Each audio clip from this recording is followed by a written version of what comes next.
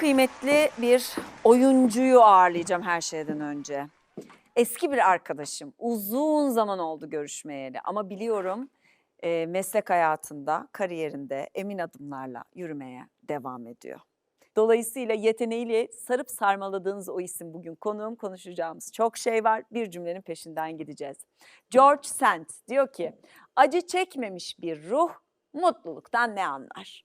Bu noktada işte çok emin olamıyorum. Biraz karmaşık kalıyorum. Varsın bu cümlede böyle cebinizde kalsın, biraz düşünmenize sebep olsun. Yani acı çekmeseydim mutluluktan anlar mıydım? Çok mutlu olduğum için acı çektiğimde artık daha psikolojik sağlamlığım var mı? Mutluluk tarafına kolay geçebiliyor muyum gibi şahsi yolculuğunuzla sizi baş başa bırakırken soyadına soyadı eklendi. O da benim aklımda değil. O yüzden baktım. Sevil Akı Saner konuğum. Gelin. Bende Saner yok aşkım. Ay. Bir şey söyleyeceğim. Bu kadar güzel sunumdan sonra bence programı bitirebiliriz şu an. Hayır. Her şey Sen şu an- başlayacaksın şimdi ben konuşacağım Çok konuştum. teşekkür ederim. Sıra sende. Çok teşekkür Hoş ederim. geldin Sevil. Hoş bulduk. Geldiğin için çok mutluyum. Evet ben sana yardım edebilirim istersen. Galiba evet oturacağım. masam birazcık fıkırdak. Evet. Öyle, Ama çok yani. eğlenceli. Evet, işte eğlenceli bir şey Evet. yani bu böyle. Ben diyorum hayat gibi. Bir anda gidebilir, gelebilir. Koltuğuna otururken yeri değişebilir. Sen kalkıp bir daha oturmak durumunda kalabilirsin. Şu şıklığa bakar mısın ya? Seyrederken de bayılıyordum. Şu anda birebir içindeyken de. Burada olmaktan çok mutluyum. Hoş geldin. Hoş bulduk. Ben de çok mutluyum. Seni yıllar sonra gördüğüm için. Evet. Ve yıllar önce konuştuğumuz, dertleştiğimiz anları düşünüyorum. Sektör bu. Hepimize acı çektirdi. Çektiğimiz acıları düşünüyorum. O dertleri, paylaştıklarımızı düşünüyorum. Bugün böyle senin geleceğin gün ve böyle oldum. Şükür ya. Oh be. Güzelliklerde buluştuk. Aynen öyle. Değil mi? Ya bu mesleğin en güzel tarafı çok güzel insanlarla kesiştiriyor yolunu. Evet. Çok kalabalık oluyoruz. Bazen beraber devam edebiliyoruz ama aynı işlere düşmediğinde yollar ayrılabiliyor. Orada da insana çok iş düşüyor. Beraber takip edip yol arkadaşı Evet. olmaya devam etmek gibi ama şey çok kıymetli. Bıraktığım yerden yakalıyorsun. Değil mi? Ne bıraktıysan o kişide yıllar sonra da aynı yerden yakalayabiliyorsun. Çok enteresan bir duygu bu. Yani sanki biz bu kadar mesafe almamışız gibi şu an. Yani en son sohbet ettiğimiz noktada gibiyiz. Çok enteresan.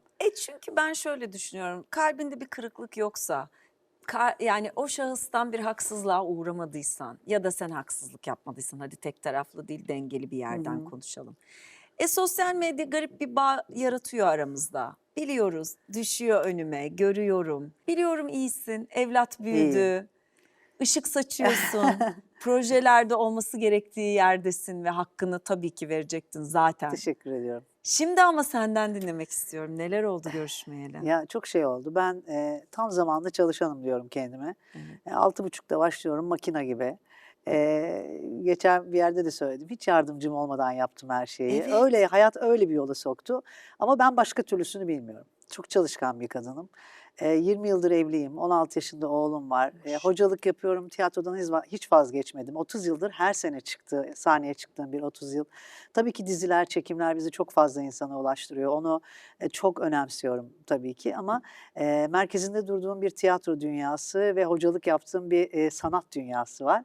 O yüzden bunlar galiba çok çalışmak bana iyi geliyor. Yılları geri sarıyorum gibi hissediyorum. Öyle yapıyorsun Çünkü valla. kağıt üzerindeki yaştan çok hissettiğimiz yaşı çok tanımlarız ama tam da bu noktada böyle. Belki de farkındalığımı 40'lı yaşların başında kazanmış olmamın da getirdiği bir şey olabilir bu. Bu farkındalık ertelediğim birçok şeyi 45 yaşından sonra üniversite okumak, boks yapmak, her şey. Yani şu anda enerjim olsa hani 3 bölüm falan daha okuyabilirim yani. Hani bu arada işte lise tiyatro festivallerinde jürilik yapıyorum. Devlet okulları, özel okullar hepsinin oyunlarını seyrediyorum. Liselerdeki umut verici o genç yaratıcılarla bir arada olmak. Bir de araya zaman ayırarak ulaşmaya çalıştığım yaratıcılıkla ilgili her alan var. Ama hepsine zaman ayırıyorum. İnsan ayırabiliyormuş çok sevdiği bir şey yapınca. Şimdi ben buraya kadar bir itirazım yok arkadaşım. Yani benzeş durumdayız. Ben de Sen de öyleyim. öylesin. Her yere yetişirim. Evet. Geçen hafta ilk kez yüz yüze eğitim için üniversiteye gittim. Gencecik çocuklar, asansöre bindik, beni görüyorlar, birbirlerini dürtüyorlar, bir şeyler yapmak istiyorlar, yapamıyorlar. Ben böyle eşofmanlarımla saçımı tepeden toplamışım, elimde Ama kitaplarım. iyi hissetmedin mi O kendini? kadar iyi hissettim ki. Gençler Ya. ne yapıyorsunuz ya dedim asansörde, artık kırmak istedim o Başka bir enerjiyi. şey, başka bir farkındalıkla gidiyorsun çünkü. Ya Evet. başka bir amacın var yani. Evet. O Çok yüzden heyecanlıydı, çok güzeldi. Şimdi bakıyorlar, şimdi sen öğretim görevlisi olarak dahil oluyorsun. Ben öğrenciyim, şimdi öğretmen olsam bir şey de. Evet. Ben de kitabımı almışım, öğrenci işlerine gidip kartımı alacağım, öğrenci kartımı. Şimdi durdular, bir şey yapamıyorlar, laf atamıyorlar. Yanındakine dedi ki bir tanesi, bu küpeler de sana çok yakışıyor ha dedi. Yani çok alakasız bir yerden. Ve hepsi gülmeye başladı. Kız kızardı, sağ ol ya falan diye. Baktım o pası aldım. Ay asansörde biz bir eğlendik, bir Ya. sohbet. Yani olabildiğince. Dedim ben nerede ineceğim? Öğrenci işlerine gitmem lazım. Siz burada inin. Sonra tekrar karşılaştım. Açım ben ya dedim. Nerede bu kantin? Dediler aşağı inin.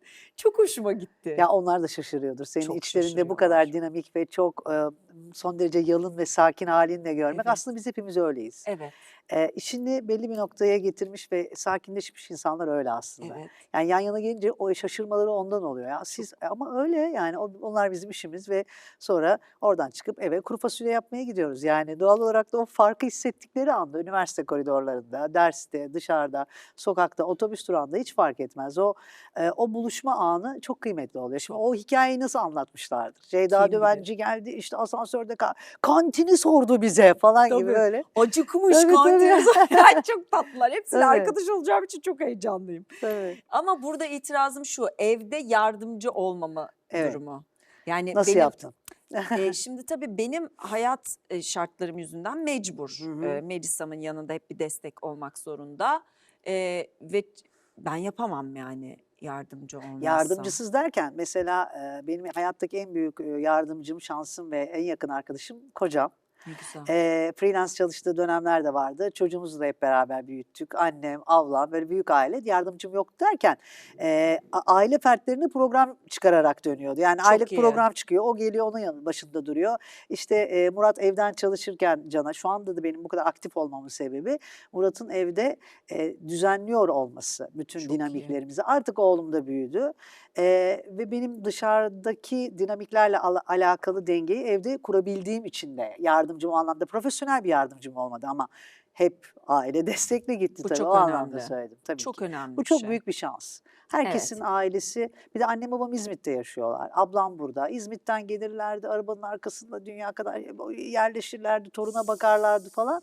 O yüzden onların bütün bu zorlu mücadele içindeki bana olan destekleri hiçbir şeyle ölçülemez. Muhteşem bir şey. Evet. Evde aile fertlerinden biri olduğunda sen gene Evet. her şeyi organize ettiğin Tabii. için kafan orada. Yani Tabii. yoksa birine bırakmak zaten senin de benim de yapabileceğimiz bir şey. Yok, Birine evet. bırakmak diye bir hayatımız yok bizim. Evet. Fazla kontrolcü kadınların birine hayatını bırakması söz konusu olamaz. Yani çocuğunu, yani bir peynirini bırakamazsın yani. O yüzden Bırakamazsın. her şey kontrolden geçtiği için ben hep her şeyi kontrol etmeye çok alışkındım yani. Çok Evet. çok böylesini biliyorum. Yani böyle dinamik ve böyle üretken olmayı öğrenmişiz. Ben de öyleyim. Sen de öylesin. Ben biraz bu ara bırakmayı öğrenmeye çalışıyorum. Bırakmak. Bırakmak. Bunun üzerine gidiyorum. Sen gitmek ister miydin Sevil? Ya ben galiba şeyi çok, huzurum benim için çok önemli. Yani huzurlu olduğum anda bırakmasam bile yani evden içeri girdiğimde huzurumu bozacak her şeyden uzaklaşmaya çalışıyorum. Bir gün kalktım Mantıklı. ve bana fazla gelen ve huzurumu bozan her şeyden kurtulmaya karar verdim. Kilo, insan, eşya, her şey, fazla olan her şey. Çünkü onlar benim ilerlememi engelliyor. Sonra böyle kilo verdim, işte beni huzursuz eden her enerjiden uzaklaşmaya çalıştım derken huzur baktım ki bana güç veriyor. Yani huzurlu olduktan sonra çok fazla çalışmak ya da çok fazla şeye bölünmek, seninki de öyle bence. Yani çalışmaktan çok fazla kalem. Bölünmek, Yani evet. günlük program anlatıyorum ben anneme babama mesela. Bugün nereye gidiyordum? Bugün Ceyda'ya gideceğim. Sonra da akşam bir şey var. Yarın işte lise oyunu seyredeceğim. Akşam ders asla takip edilemez. Ama benim normalim yani. Tam Ama neden? öyleyiz. Huzurluyum. Huzurlu olduğum zaman o dinamizmi yaratıyoruz bence. Yani bırakmak aslında huzura bırakmak gibi bir şey bence. Seninle ilgili tabii yine en mutlu olduğum şey, evet sen çok kıymetli bir tiyatro oyuncususun. Şahane bir eğitmensin. gözünü açtın tiyatroya. Evet. Zaten Müjdat Gezen Sanat Merkezi'ni bence yerinden oynatan isimlerden birisin Biz ilk yani. mezunlarıyız. Evet. Kendimizi İzmirliyim, Karşıyaka'lıyım gibi ayırırız biz. Yani Aynen. Müjdat Gezenliyim ama yani çok tiyatro aşkı. Yani Müjdat Hoca Evet. hep öyle öğrenciler yetiştirdi ama biz yıllardır konservatuvar sınavlarına girip işte birinci sınavı kazanıp ikinci sınavı, yani yoktu ki İstanbul Üniversitesi ve Mimar Sinan dışında bir özel kurs bile yoktu. Müjdat Hoca o sene 91 yılında okulu açtığında 3 gün sınav yapmıştı. 1000 küsür kişi girmişti. Yıllardır uğraşan. Ve doğal olarak da amacı tiyatro yapmak dışında hiç başka isteği olmayan yüzlerce insan arasından seçti bizi ve hakikaten çok önemli bir eğitim döneminden geçtik ve herkes de mutlaka tiyatronun bir ucundan tuttu. O mezunlar, birkaç mezunlar. Sonra dünya, tabii sistem değişti. Televizyon dizileri ve şov dünyası çok fazla oyunculuğun sanat dalı olan tarafından ayrılmaya başladı ve çok hızlı dönmeye başlayınca biraz oralardaki dengeleri değiştirmeye başladı insanlar. Yani tiyatro yaparak dizi çekmek çok zor ana akımda. O zaman biraz tiyatrodan uzaklaşılmaya başlandı falan derken dengeler değişti. Aslında okulun sistemi aynı ama hizmet edilen ve ulaşmak istenen yer biraz daha şov dünyasına yönelmeye başlayacak ki buna eleştirmiyorum. Çünkü öyle bir döneme girildi maalesef. O yüzden yollar değişti ama biz çok tutkulu, tiyatro hocaların tiyatro kulislerinde büyüyüp sonra kendimiz tiyatro sahnelerine attığımız ve tiyatro sahnesinde daha özgür olduğumuzu, normal hayatımızdan daha özgür olduğumuzu hissettiğimiz bir eğitim döneminden geçtik. Bu Evet. tutku bize işledikten sonra bu kadar derin bir bağlılığı da hayatının hiçbir döneminde ikinci sıraya koyamıyorsun tabii. %100. Burada aslında 2 tane sorum var sana. Bir dönem televizyon sektörüne mesafeliydin diye mi biz seni televizyonda bu Yo, kadar geç hiç, tanıdık? Ne oldu hayır. orada? Şimdi çok aktif tiyatrodaydım. Ben 96 yılında ilk mezun olduğumda Esek Tiyatro Topluluğu arkasından Ferhan Şensoy'la 4 yıl tecrübesizdim ve Ferhan Hoca'dan öğrendiklerimi ben şu an uyguluyorum belki. Bu meslek öyle bir meslek. Tabii. Yani 96-2000 yılları arasında Ferhan Hoca'nın bana anlatmaya çalıştığı ve her gün boş günlerimde gidip onun tek kişilik oyunlarını locadan seyredip ne anlatmaya çalışıyor bu adam diye anlamaya çalıştığım şeyleri ben belki 30 yıl sonra sindirerek yapabiliyorum. Doğal olarak Ferhan Hoca ile o 4 yıl öğreti, daha sonrasında kurum şehir tiyatrolarında 20 yıldır Evet. ve özel tiyatrolarda hala var olan dönemde aktif tiyatro yaparken dizilerin çok hızlı harekete geçtiği yıllarda, şundan 15-20 yıl önceki Tabii. dönemde valla olamadı yani. Hani ya ben kendime ifade edecek bir enerji veremiyordum. Hani o seçilebilir olmakla alakalı. Tiyatro sahnesinde fırtınalar estiriyorduk ama oradan bir türlü geçemiyordu oraya. Sonra bir gün küçük küçük işler yapıyordum ama bunu da söylemek isterim burada. Çağan Irmak çok ciddi bir tiyatro seyircisidir. Benim Evet. de şu an çok sevdiğim yakın arkadaşlarımdan biri. Çok izler onu. İşte o zaman bir müzikal oynuyorduk. Onu seyretti. Bizim Sevinç Erbulağ'ın arkadaşıydı. O vesileyle Aynen. davet etmiş gelmişti. Sonra biraz böyle sohbet ettik falan, oyun çıkışı falan. Sonra o bir şekilde benim sahnedeki varlığımdan etkilenmişti herhalde. Beni bir filminde bana rol verdi. Çok güzel bir fırsat yarattı bana. O Evet. filmin galasında, canlı yayında, gene NTV'de bana şöyle bir şey söyledi canlı yayında. Ben dedim ki Sevil'cim bak bir şeyler iyi gidiyor. Çok çaba sarf ettin ama bak şöyle dedi. Ben dedi Sevil konuşmadan önce bir şey söylemek istiyorum dedi. Ben onu tiyatro sahnesinde seyrettim ve sonra bütün Türkiye onu seyretsin istedim dedi. Ben böyle gözlerim doldu. Bu kadar olağanüstü bir yönetmenden, yaratıcıdan bunu duymak ve o an dedim ki bir kırılma noktası yaşıyorsun. Bak çok ütopik görüyordum bir yerlere gelmeyi. Tiyatro sahnesinde yapıyorsun bunu. Ama her şeyin, ya bir işte daha iyisen daha çok para kazanmıyorsun bizim mesleğimizde. Evet. Ya bir işte daha iyisen dünyada birçok meslekte daha çok para daha iyi bir oyuncusun diye, mesleğini daha iyi icra ediyorsun diye hiç kimse seni bir yere atlatmıyor. Çok enteresan dinamikleri var ve orada sana bu kadar tutkuyla bağlı olduğun bir şeyde bütün zorluklara katlanacağım diye o güçle ilerlemek seçeneği dışında başka hiçbir şey kalmıyor. İşte Çağan Irmak da bana o sihirli tozu attıktan sonra benim galiba enerjim de değişti sonrasında. Ya olabiliyormuş, niye bu kadar uzak görüyordun ki deyip sonrasında bakış açımdaki, kendime olan bakış açımdaki değişiklikler, farkındalıklarım derken her şey kendiliğinden o deneyimle beraber açılmaya başladı ve daha fazla insana ulaştıkça, etki alanına girdikçe ben de çok mutlu olmaya başladım.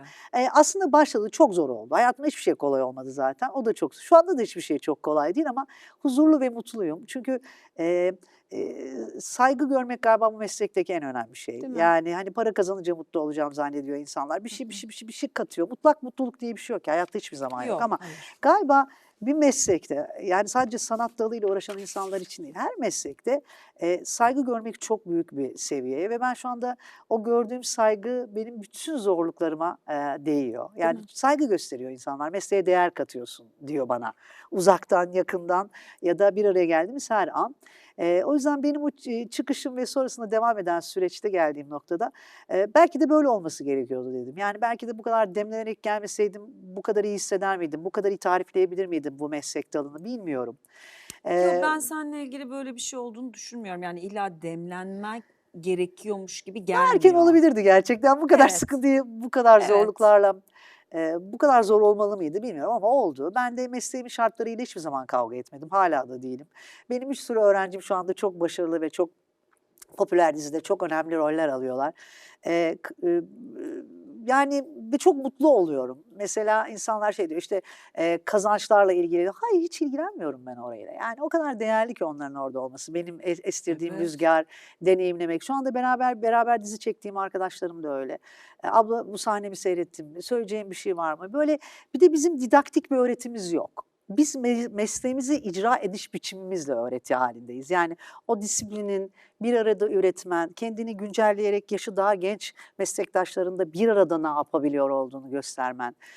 Galiba bunlar, beraber çalıştığım insanlarda da, çok güzel bir, esinti bırakıyor ki hepsi hayatım boyunca benimle beraber olmak ve, bir arada olmak, arkadaş olmakla ilgili, eee, yolculuklarına devam ediyorlar ve bunun karşılığı eğer çok uzun yıllar beklemekse hiç önemli değil.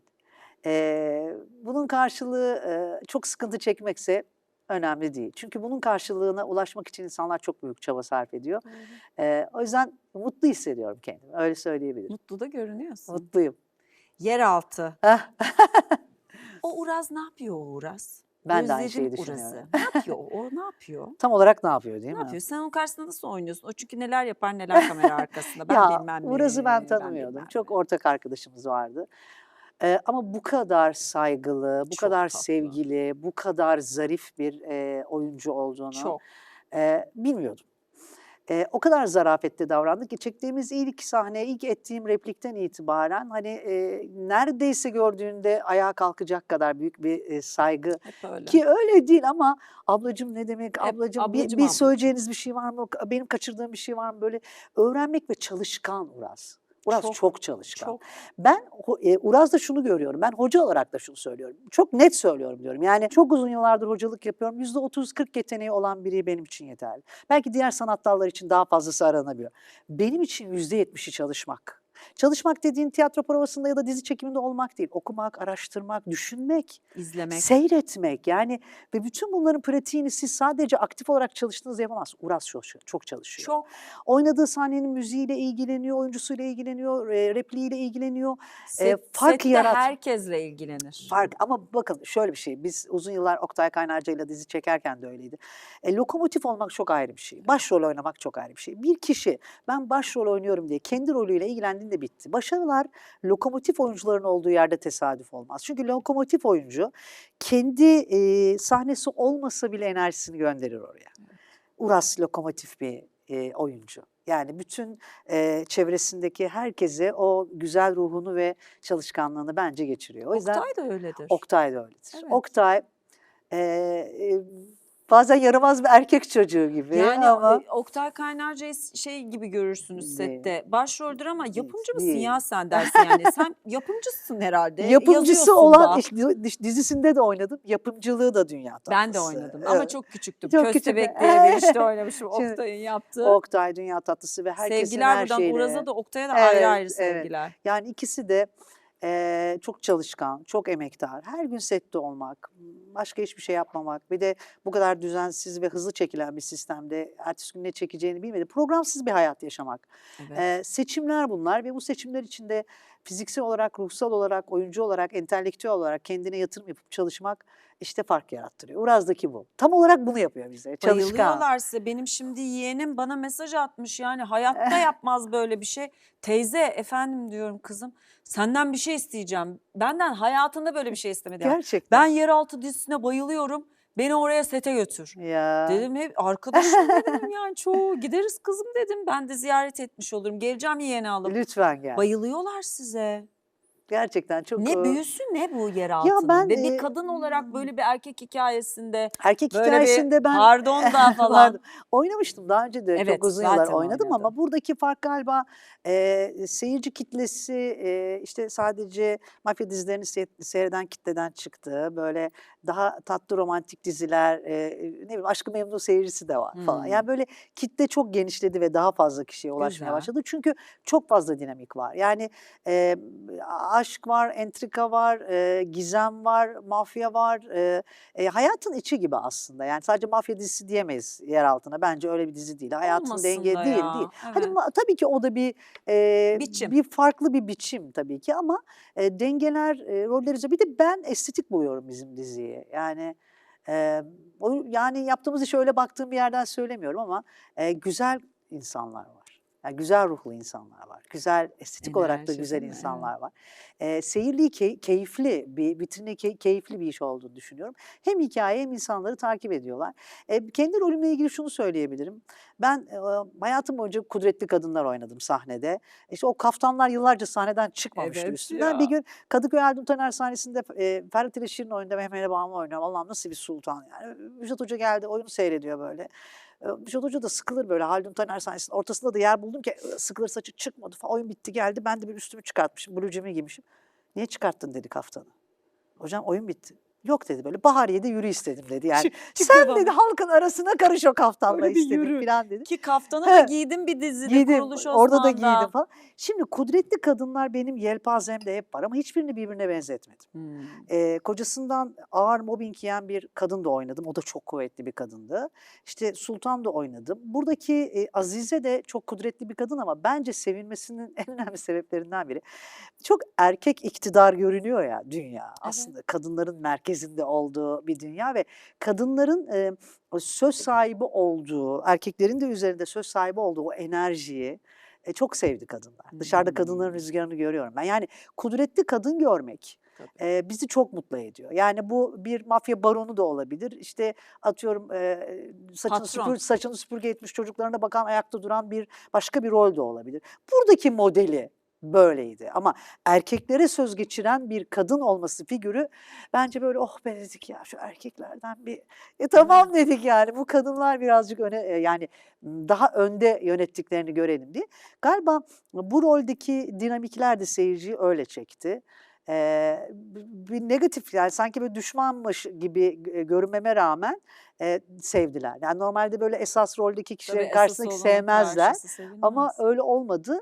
Bir de şundan dolayı çok mutluyum Yeraltı özelinde. Birçok diziden ve tiyatro oyunlarından zaten canlı olarak hemen karşılığını alıyoruz seyirciden ama yazılan mesajlarda şu var ve o kadar mutlu oluyorum ki yani diyorlar ki eski tip oyuncuları hissettirdiniz. Ayla Algan, Yıldız Kenter. Böyle hani A! zamandaki o tiyatral enerjiyle yaptıkları işi birleştiren o tutkusal bir o oyunculuk. Ha bu çok çünkü ben bunun için çok kafa Evet, yoruyorum. evet, Yani bunu sadece tiyatro sahnesinden yapmıyorsunuz aslında. Hep evet. yanlış bir yanılgı vardır ya tiyatrocular büyük oynar falan. Hayır yani sonra deneyimle öğreniyorsun ki duyguyu büyüttüğün zaman çok fazla bir şey yapmana gerek yok zaten. O insanın gözünden çıkıyor. Bunu tecrübe edip bu olgunluğa erişmiş bir oyuncunun zaten bu benim yapmaya çalıştığım şeyi aktarmaması mümkün değil. Ama arayışı başka bir yerde aradığında hayır iktidar sakin bir güç zaten. Hani buraya yoğunlaştığınızda bu zaten kendiliğinden çıkıyor. Bunu becerebilmiş olduğumu göstermiş olmaları. Diyor ki hiç bağırmadınız hiçbir adama. Hiç şey yapmadınız. Hiç böyle yüksek bir duyguyla yapmadınız. O iktidar hep sakin ve çok kuvvetliydi. İşte ben de bunun için çalışıyorum. Şimdi sen gerçekten çok kıymetli bir öğretmensin ve çok ciddi bir birikimin var. Nasıl görüyorsun meseleyi? Ben bütün derslerimde aslında bir bakış açısı dersi veriyorum. Nereden baktığınız çok önemli hayatta diyorum Evet. yani. Yani şöyle bir yerden bakıyorsan bu kadar görüyorsun. Özgürleşmeye başladığında, yelpazeler açıldığında da birçok insan böyle gördüğü için. Spiker ve sunuculuk gibi bana da söz verilirse oyuncu olacağım dünyasının yarattığı bir rüzgar o. Ama oyunculuğun bir sanat dalı olduğunu bilmeden geliyor birçoğu. Oyunculuğun sanat dalı olduğunu öğrendiklerinde ne kadar çok iş düştüğünü öğrendiklerinde, rota yeniden oluşturulduğunda o yolun ne kadar uzadığını fark edince çok asapları bozuluyor. Çünkü hep bir kestirme arayışı. Ben de diyorum ki yeni ehliyet aldığınız zaman Allah aşkına ara yollara giriyor musunuz ya? Sabahın körü böyle ana yollarda gidiyorsun öğrenmek için. Bir sakin olsun, herkes bir öğrensin önce işini. Sonra kestirme ararsın.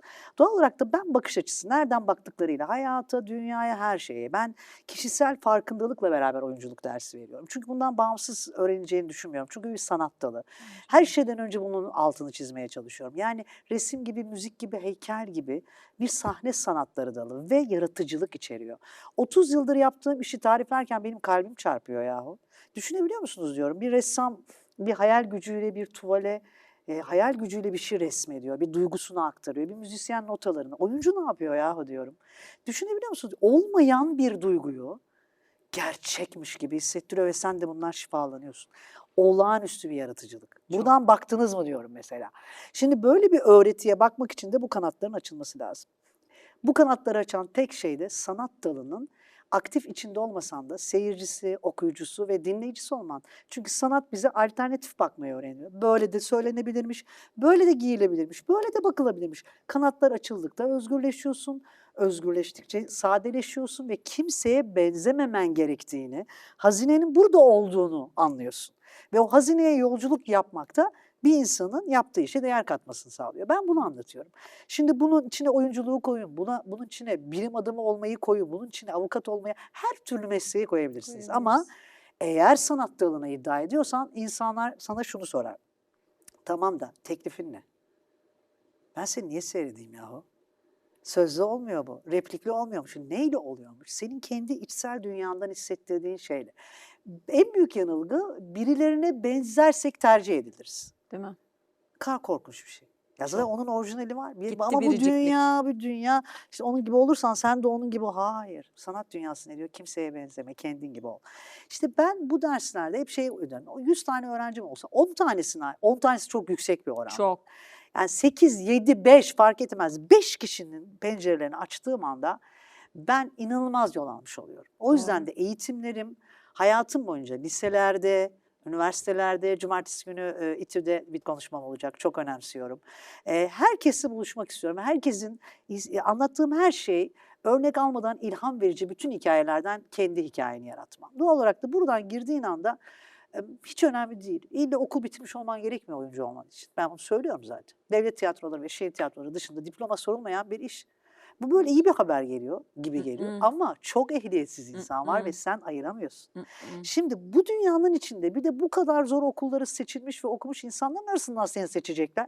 Düşünebiliyor musun? Aynı potadasın. Senin teklifin ne? Evet. Hiç sordun mu kendine? Senin teklifin ne? Gel getir o teklifini biz de masada değerlendirelim. Hiç önemli değil.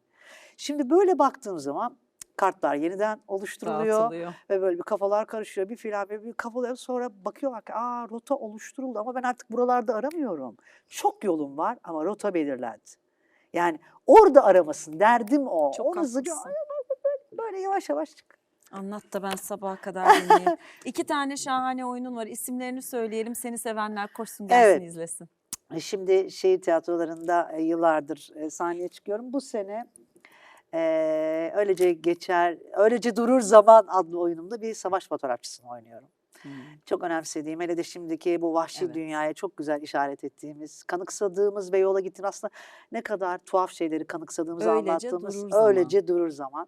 İkincisi de tiyatro hayaliyle Mercaniye Çok Yaşa. O da böyle çok önemsediğim başka türlü bir güzel oyunumuz. Onunla geçen sene çok turne yaptık. Bu sene diziden ve diğer programlardan dolayı daha İstanbul'da oynuyoruz. Ama ikisini de çok aktif olarak oynuyorum.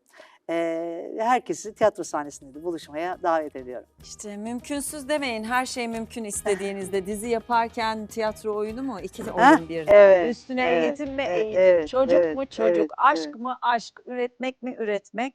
Sevil. Kısaca kod adı Sevil. Fotoğrafımızı çekelim.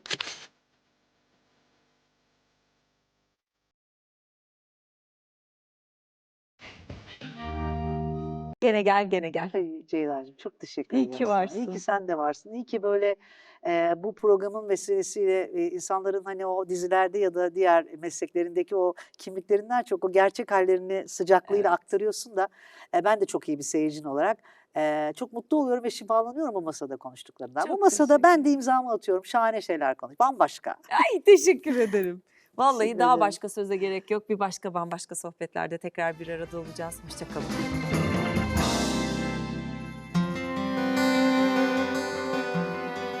Yıllar sonra Sevil'le karşılaşmak bana çok iyi geldi. Canım Sevil sayfasının satırlarını şöyle tamamladı. İnsan kendinden bağımsız hiçbir şey yapamaz.